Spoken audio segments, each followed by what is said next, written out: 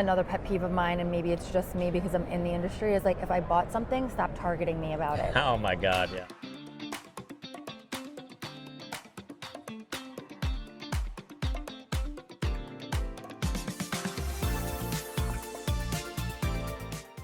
What's up, everybody? Welcome to another edition of the Ad Podcast. We are here with Stefanie Beach, who is the founder and CEO and a podcast host at the Marketeer Group. And we're talking all things ShopTalk, all things retail, commerce. So tell us a little bit about yourself, tell us about your company, your show, and how's your ShopTalk been? Yeah, so hi everybody, I'm Stefanie Beach, very excited to be here. The Marketeer Group is a performance-based media agency. We work with growth brands and helping them drive performance through paid and organic media, any digital screen. The podcast is called The Digital Marketeer. Please subscribe and download. Let's go. We'll link to the show notes. Yes, please, thank you. And it's really about different strategies, tactics, solutions, and technology happening in media and marketing and ad tech. And what are you doing? What are you building? Is it for me? Why do I care? What is it solving for? It's marketers educating marketers and really getting into the nitty gritty of what we're doing. Very cool. What's your agenda been at ShopTalk this week? What are you here for mainly? It's my first ShopTalk. It's very overwhelming. Yeah, it's kind of a lot of noise, but if you kind of cut through the clutter, there's quite a lot of opportunity. There's a lot of opportunity. Yeah. There's a lot of amazing companies here. My circuit is usually AdTech, and so it's completely different. This is like a traditional trade show, and like right behind that curtain, so much is happening right now. And even though there's a lot of tech companies here, it's like a different type of tech. Yeah. So the conversations are a little different. Like kind of fulfillment tech and personalization. Some of the things that touch media, of course, but definitely not square in the peg. But yeah, it's a different side of the business, but it's really interesting. Bit, right? Yeah, awesome. So, are you doing anything special to activate as an agency, or are you just here kind of doing the tour? Doing the tour for once. I have a couple of meetings with people that I was trying to get with, but it's very different and a little refreshing to not have content or an activation or have to be on a panel or anything like that as well. It's kind of like I just get to roam. Just get to check things out and soak it all in. Are you shooting your show here at all? I am not, but I think next year I might. You gotta get a press badge next year. Yeah, get in here for free. I think next year I might. I didn't know what to expect, and I really wanted to just immerse myself in the atmosphere and in the experience before setting up shop. And I did that the first year too. It was like overwhelming, like you said, and I was like, okay, next year I'll have strategy. This is my third year as press, and I did Chicago as well. But yeah, it's a fun event for sure. Vegas adds its own layer of distraction, of course. People want to go gambling, people want to go see shows, people want to go shoot machine guns, drive sport cars, all the things. So, but still, I think a pretty good opportunity. So, any exciting panels or content that you've sat in where you're gonna maybe bring insights back to the team? Anything you're gonna implement? I think just like understanding how people are talking about things compared to how we are in ad tech and media is really interesting. What the brands are thinking about, where their pain points are, I think gives us a little bit more of a fresh perspective for the agency side of things and going and talking to our clients about that. A lot of the solutions, AI is a big topic in every conference, but it's really at the forefront here, and I think it is a little interesting to see how many people are talking about AI. But the conversation does seem to be very similar. Yeah, it's interesting. I feel like this year at all the ad tech events, it's the buzzword this year. Last year was AI, this year is Agentic AI, right? So how do you get the bots to do things for you that maybe frontline people used to do, or boring grind work, building media plans, reporting, and it's more briefs, about IOs. That, and outcomes. Insights. What are the insights and what are the outcomes that are coming from the AI? So last year the conversation was, are you using AI and how? And now it's, what are those outcomes? And I think we're going to see even more of a shift with that as well. I feel like here it's more about what systems have AI built in and how is that building efficiency and driving what you need, which is kind of in between, I feel like, right? It's not necessarily outcomes yet, and it's a little bit more of like how you're using it. So I'm interested to see how this conversation shifts as this part of the business grows with AI as well. Love it. What percentage of your clients are e-tailers? Most of them, I would say. Yeah, so it's a lot of direct-to-consumer business. Yeah. A lot of Shopify, a lot of Amazon storefronts, that we work with, and it's a lot of similar brands that are here that are just trying to figure it out. Yeah, it's interesting. Another trend I feel like is the idea that e-commerce is even closer representing at least the consumer journey of traditional retail, with the idea that Amazon kind of set the standard with 2-day delivery, then it became 1-day delivery, then it became same day, now it's same hour in some cities. So you now have the immediate gratification, you also have Instacart, you also have Walmart.com delivered to your doorstep, you've got Whole Foods built into Amazon. So people are expecting their e-com journey to be as seamless as driving down to the drugstore, to Target, to your favorite mall.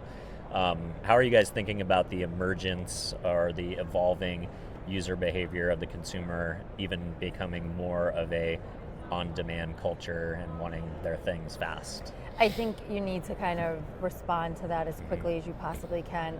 As a consumer, if I have to pay for shipping, I'm extremely annoyed. So do you think like the Shopify ecosystem is under threat with that idea that they can't, fulfill that same level of instant gratification?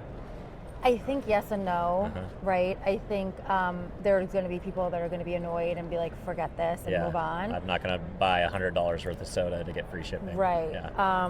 But I also think that there are those people that will and be like, okay, I need to spend this money. And sometimes I do. I'm like, it's the only place I could get this.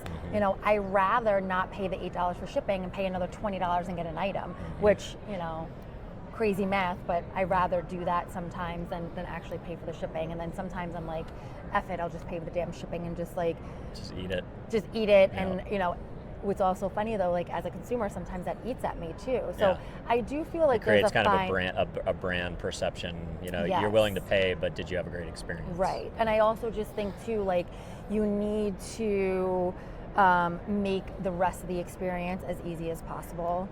Another pet peeve of mine, and maybe it's just me because I'm in the industry, is like if I bought something, stop targeting me about it. Oh my God, yeah. The platform that I use for this podcast, Restream, like I see 10 ads on YouTube every single night. I'm like, bro, I'm a customer, I'm a loyal customer, I've upgraded 20 times to your more premium, and I just keep seeing these ads. It's like I almost want to switch platforms just to penalize them. Yeah, save your money, you're wasting impressions. Yeah. So what's the mix these days between, CTV, walled garden social, retail media networks? Like what's the mix look like these days for clients? Like if you can talk generally. I think it does really depend on the client, obviously, the ICP and the budget. Social and walled gardens, I don't think is really going to go anywhere. As annoyed as people are with them, it does perform, especially if you're a smaller brand, especially if you have a very targeted audience or limited budget. It's very bottom of the funnel. It's known to perform. You're getting your return on investment. So it's almost like I have to be there. It's a no-brainer. I think the commerce, CTV is giving people and giving brands another opportunity to be somewhere and be more competitive in a more affordable way than maybe broadcast television or something like that. You're also really able to be targeted and be specific.